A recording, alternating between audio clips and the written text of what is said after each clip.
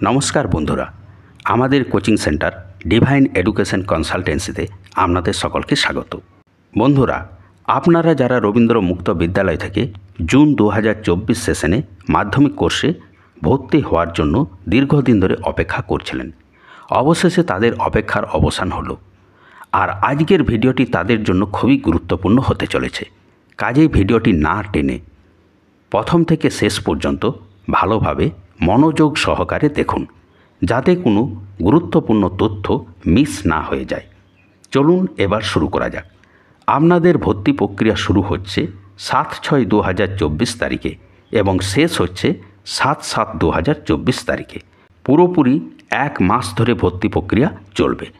প্রায় প্রতি বছরই ভর্তির তারিখ বর্ধিত করা হয়, কিন্তু বর্ধিত তারিখের জন্য অপেক্ষা করবেন না, এই সময়সীমার মধ্যে ভর্তি হয়ে যাবেন। চলুন এবার ভর্তি সংক্রান্ত নোটিশটা একটু পড়ে শুনিয়ে দিই। The West Bengal council of Rabindra open schooling, Bikash Bhavan, 2nd floor, east block, Bidhannagar, Kolkata 7,91,000। Phone number দেওয়া আছে, ইমেল দেওয়া আছে, ডেট 3/6/2024। আচ্ছা, notice for online admission Madhyamik secondary June 2024 session. Admission for Madhyamik secondary level June 2024 through online process will be started on 7/6/2024 and ended on 7/7/2024। তাহলে নোটিশটা দেখলেন, এই সময়সীমার মধ্যে আপনাদেরকে ভর্তি হতে হবে। এরপর চলুন দেখে নেওয়া যাক ভর্তির জন্য কি কি প্রয়োজনীয় কাগজপত্র লাগবে। 1 নম্বর, অষ্টম শ্রেণীর সার্টিফিকেট অথবা transfer certificate, school TC original অথবা মাধ্যমিকের রেজিস্ট্রেশন কার্ড অথবা এডমিট কার্ড অরিজিনাল এবং 2 কপি জেরক্স। অনেকেই হয়তো ভাবছেন, আমরা তো মাধ্যমিক কোর্সে ভর্তি হব, তাহলে মাধ্যমিকের রেজিস্ট্রেশন এবং এডমিট কার্ড কোথায় পাবো?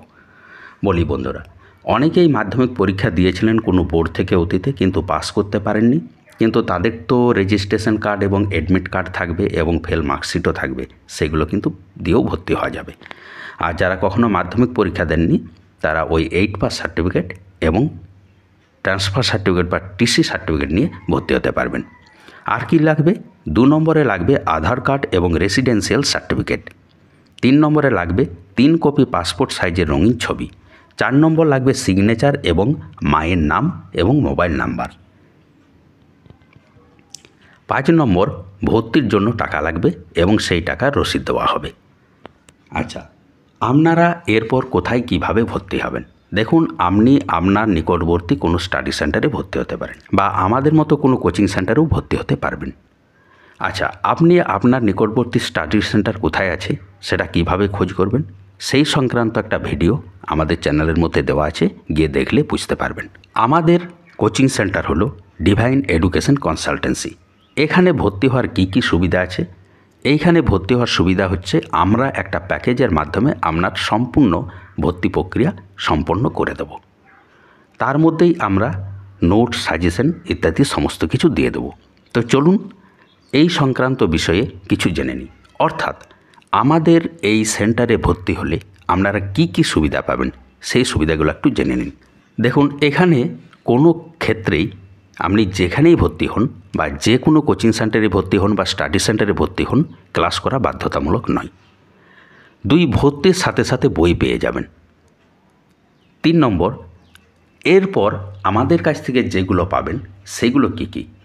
স্পেশাল নোটস পাবেন, সাজেশন পাবেন, যা থেকে আপনারা প্রায় 80% কমন পাবেন এবং আমরা এমনভাবে নোটস সাজেশন বানিয়ে দেবো, বাকি যে প্রশ্নগুলো কমন পাবেন না, সেইগুলো যদি আমাদের নোটগুলো ভালোভাবে পড়ে যান, সেইখান থেকে আপনারা একটু বুদ্ধি খাটালে নিজে থেকে উত্তর লিখে আসতে পারবেন এবং আপনারা প্রায় 100% পরীক্ষায় অ্যাটেম্প করে আসতে পারবেন এবং ভালো নম্বর নিয়ে আশা করি পাস করতে পারবেন।